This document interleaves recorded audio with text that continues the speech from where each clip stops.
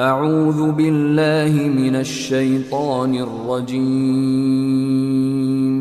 بسم اللہ الرحمن الرحیم۔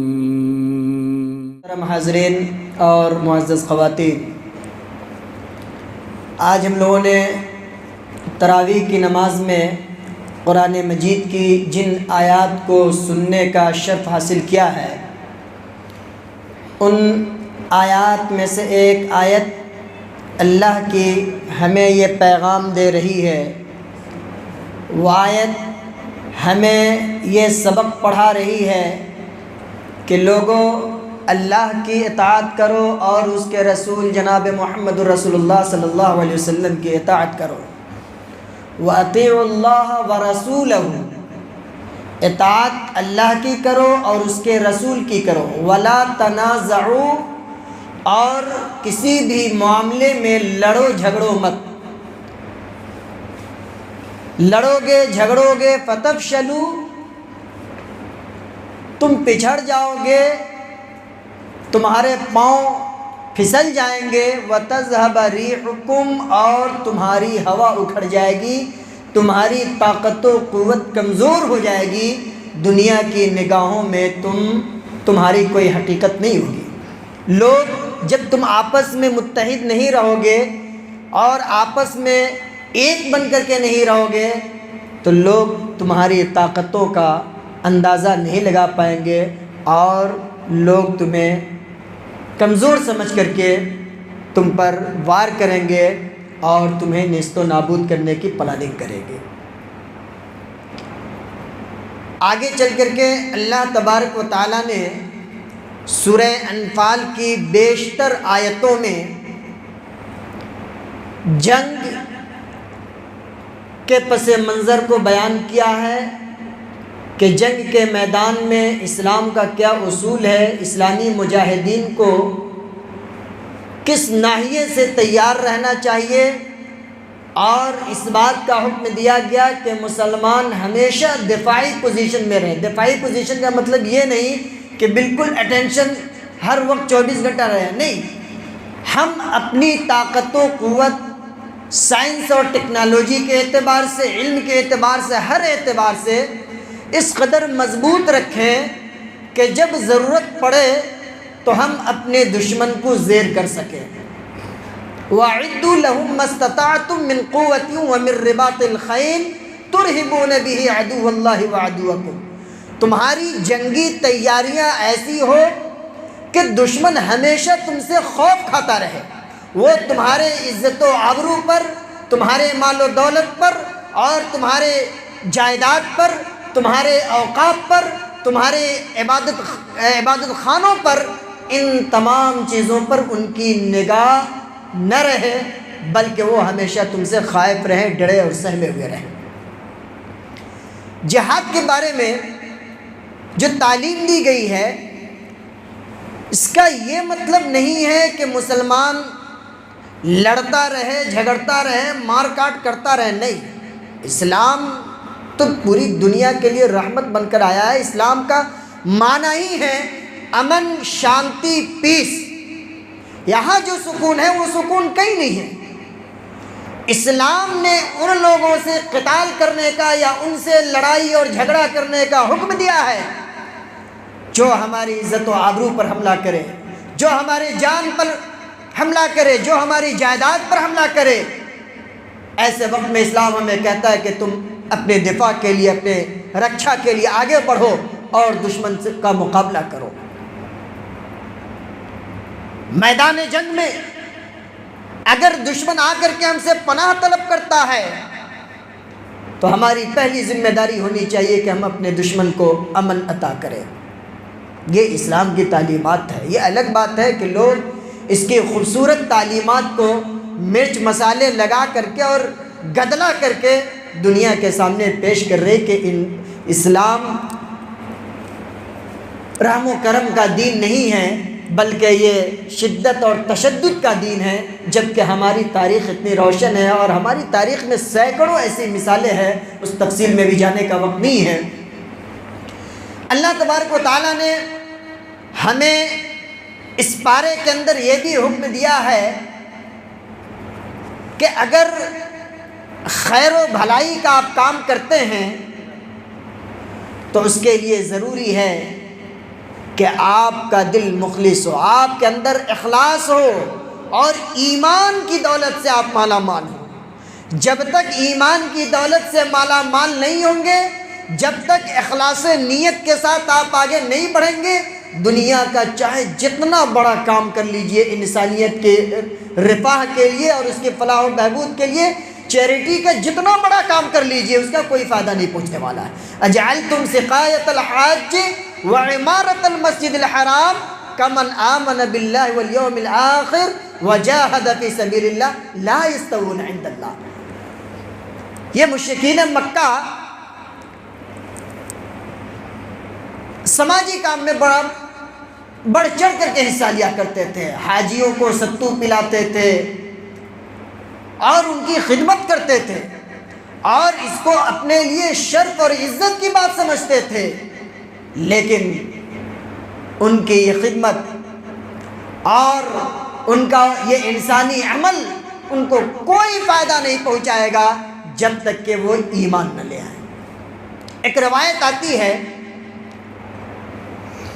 اما عائشہ رضی اللہ تعالی عنہ نے اپنے شوہر جناب محمد رسول اللہ صلی اللہ علیہ وسلم سے ایک آدمی کے بارے میں پوچھا کہ پیارے نبی صلی اللہ علیہ وسلم، یہ آدمی کتنی محنت کرتا ہے اور انسانیت کے لیے کتنا کام کرتا ہے، اس کو تو اجر بہت زیادہ ملے گا، کیا اس کے اس عمل کا اس کو فائدہ پہنچے گا کہ نہیں پہنچے گا؟ اللہ کے نبی صلی اللہ علیہ وسلم نے کہا کہ نہیں، کوئی فائدہ اس کو نہیں پہنچے گا۔ اما عائشہ نے کہا کہ یہ حاجیوں کو ستو پلاتا ہے، یہ حاجیوں کی خدمت کرتا ہے، یہ اتنا عظیم کام کرتا ہے، آپ کہہ رہے ہیں کہ اس کی کوئی حیثیت نہیں۔ پیارے نبی صلی اللہ علیہ وسلم نے کہا کہ اس شخص کا دل ایمان سے خالی ہے، کبھی اس کو اس بات کی توفیق نہیں ہوئی کہ اللہ کے دربار میں اپنے ہاتھ کو اٹھائے اور اللہ سے یہ فریاد کرے کہ اللہ تو ہماری بخشش فرما دے، تو ہمارے گناہوں کو معاف فرما دے۔ کبھی اس نے مغفرت طلب نہیں کی اللہ سے۔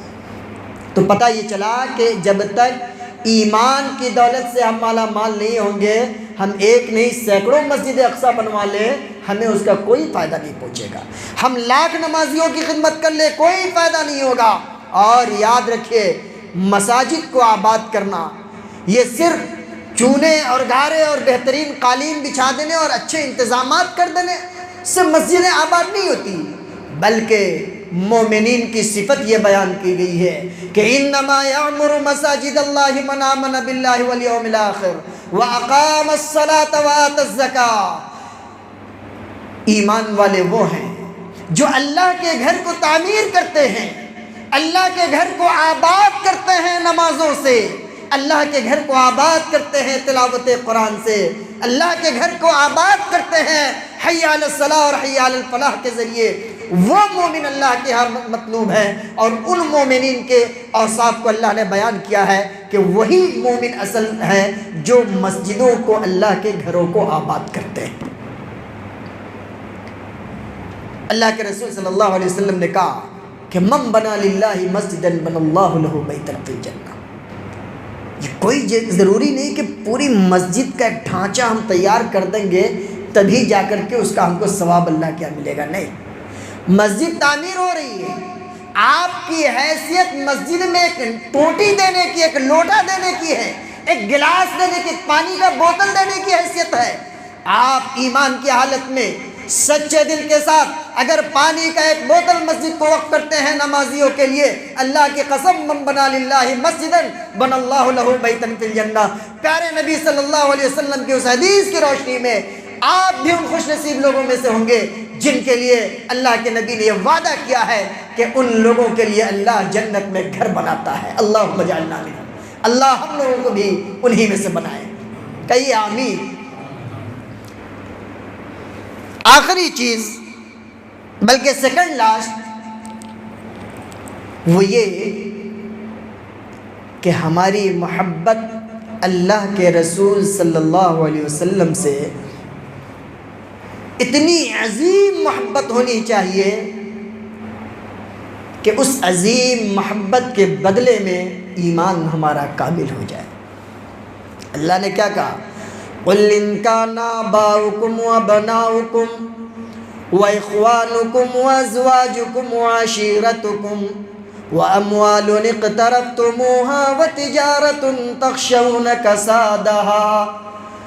وَمَسَاكِنُ تَرْضَوْنَهَا أَحَبَّ إِلَيْكُم مِّنَ اللَّهِ وَرَسُولِهِ وَجِهَادٍ فِي سَبِيلِهِ فَتَرَبَّصُوا حَتَّى يَأْتِيَ اللَّهُ بِأَمْرِهِ وَاللَّهُ لَا يَهْدِي الْقَوْمَ الْفَاسِقِينَ۔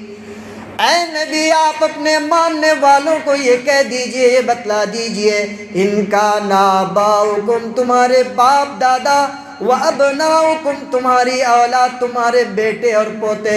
وَإِخْوَانُكُمْ اور تمہارے بھائی برادر، وَأَزْوَاجُكُمْ اور تمہاری بیویاں، وَعَشِيرَتُكُمْ تمہارے رشتہ دار، وَأَمْوَالٌ اقْتَرَفْتُمُوهَا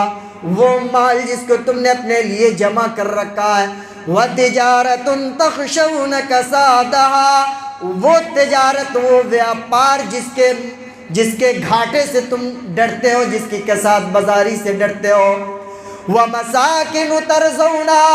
تمہاری وہ کوٹھیاں، تمہاری وہ بلڈنگیں جنہیں تم اپنے لیے پسند کرتے ہو، احب الیکم من اللہ ورسولہ وجہاد فی سبیلہ۔ اے لوگوں اگر ان تمام چیزوں کی محبت اللہ کی محبت سے زیادہ ہے، ان تمام چیزوں کی محبت اس کے رسول کی محبت سے زیادہ ہے، ان تمام چیزوں کی محبت اللہ اور اس کے رسول کے راستے میں جہاد کرنے سے بھی زیادہ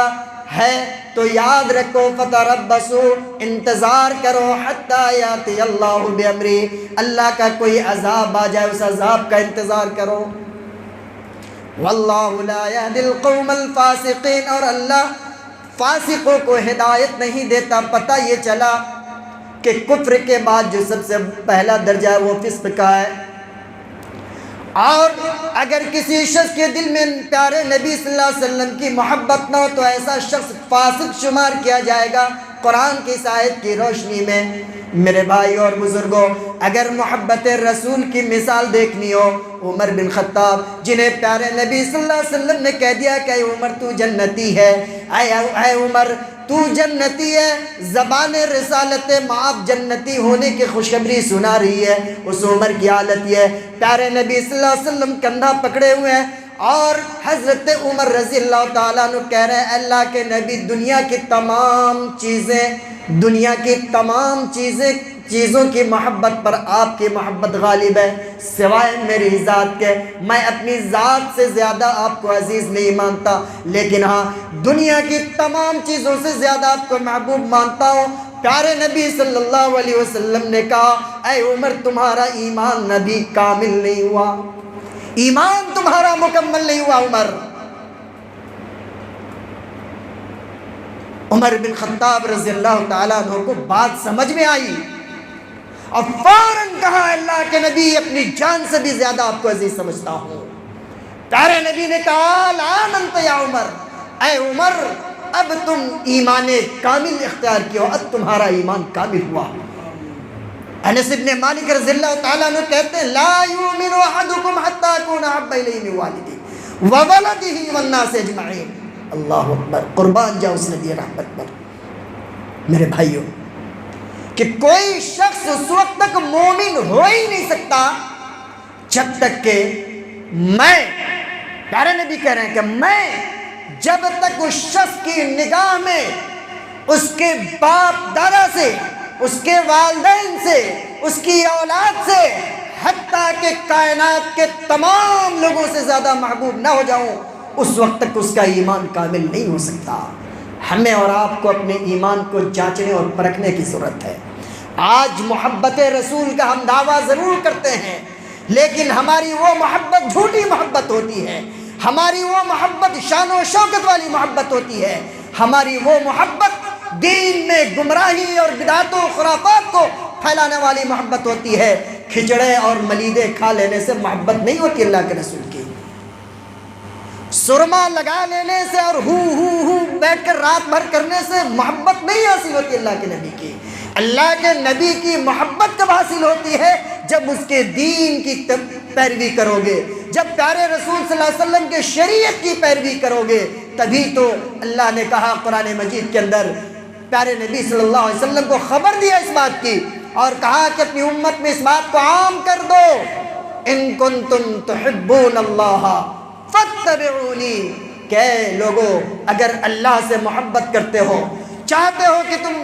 اللہ سے محبت کرو، تو اس محبت کا معیار یہ ہے کہ اللہ سے محبت کرنے سے پہلے فاتبعونی، میری اتباع کرو، میری اتباع کرو، میری اتباع کرو گے یحببکم اللہ، اللہ تم سے محبت کرے گا۔ اللہ اکبر۔ آج بدقسمتی یہ ہے کہ آج جو دھینگا مستی چالو ہے اور خرافات کی دنیا میں لوگوں کو جس طرح بہکا کر کے ان معصوم بھولے بھالے انسانوں کو جو رائے حق کی تلاش میں ہیں انہیں بھٹکا کر کے رکھا جا رہا ہے، انہیں ورغلا کر کے رکھا جا رہا ہے، انہیں یہ بتلایا جا رہا ہے کہ دین اور شریعت، یہ اسلام اور یہ مسلمان، یہ تمہارے سمجھنے کی چیز نہیں ہے۔ نعوذ باللہ من ذالک۔ وجہ یہ ہے کہ اگر ایسا وہ کریں گے تو ان کی دکانیں بند ہو جائیں گی، ان کے پرستار اور ان کے معتقدین کی تعداد ختم ہو جائے گی، کوئی ان کا نام لینے والا تک نہیں رہے گا۔ لیکن یاد رکھو مسلمانوں، یہ قرآن کا اعلان ہے، یہی حالت یہود و نصارہ کی بھی تھی۔ یہود و نصارہ بھی اپنے علماء اور رہبان کو، اپنے احبار کو، اپنے علماء کو، اپنے مذہبی پیشواؤں کو سب کچھ سمجھتے تھے، اللہ کے علاوہ ان کو سمجھتے تھے، لیکن اللہ تبارک و تعالیٰ نے کیا کہا؟ اتخذوا احبارهم ورهبانهم اربابا من دون اللہ والمسیح ابن مریم وما امروا الا ليعبدوا الها واحدا، کہ لوگوں تم اپنے علماء کو، اپنے مذہبی پیشواؤں کو اللہ کا درجہ دیتے ہو، اللہ کے علاوہ مانتے ہو، اور عیسیٰ علیہ السلام جو اللہ کے نبی بنا کر بھیجے گئے تھے انہیں بھی تم اللہ کا درجہ دیتے ہو۔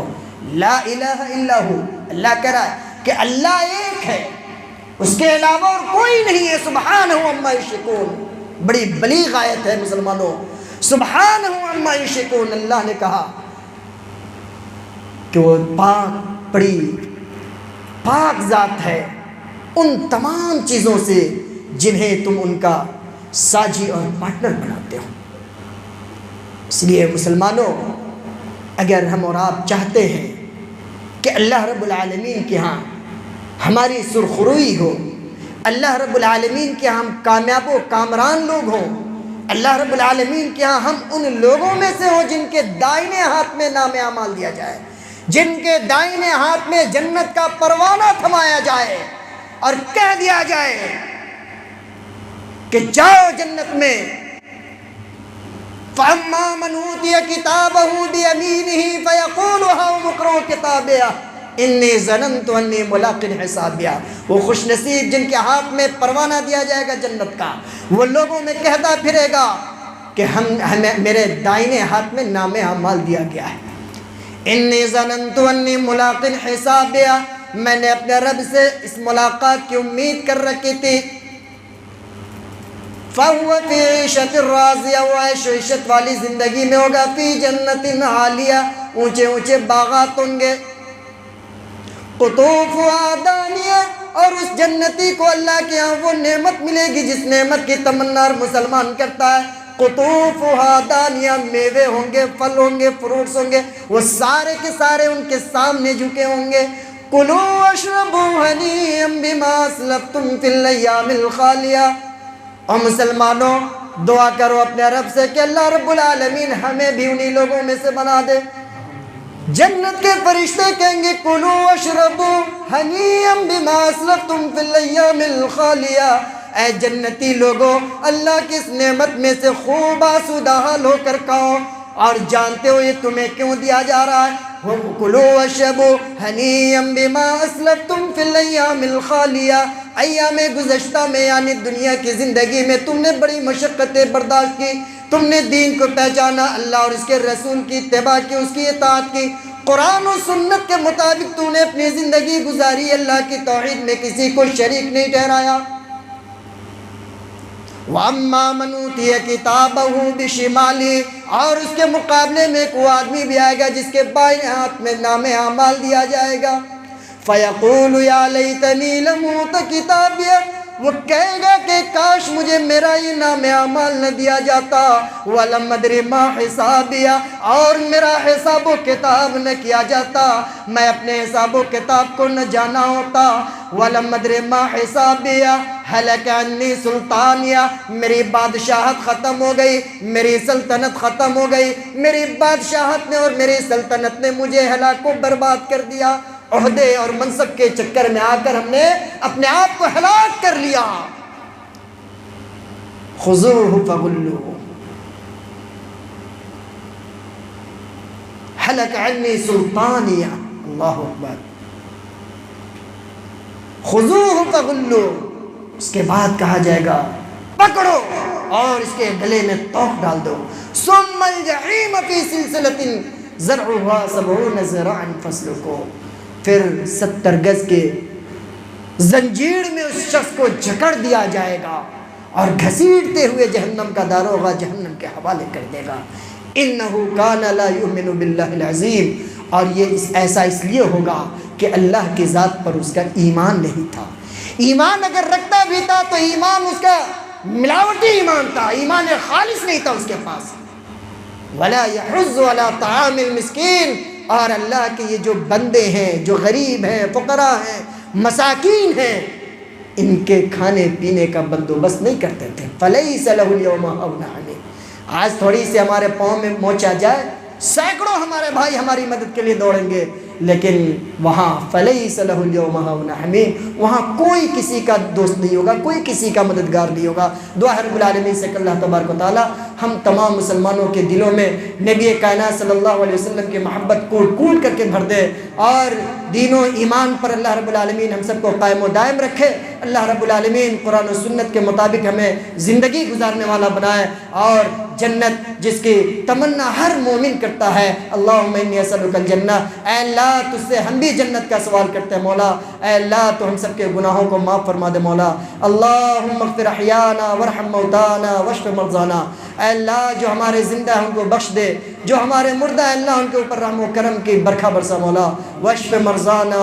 اور ہمارے جو بھی بیمار ہیں اللہ ان سب کو صحت کاملہ عاجلہ عطا فرما دے مولا، آمین۔ وآخر دعوانا الحمدللہ رب العالمین، وصلی اللہ وسلم علی نبینا محمد وعلی آلہ وصحبہ اجمعین، والسلام علیکم۔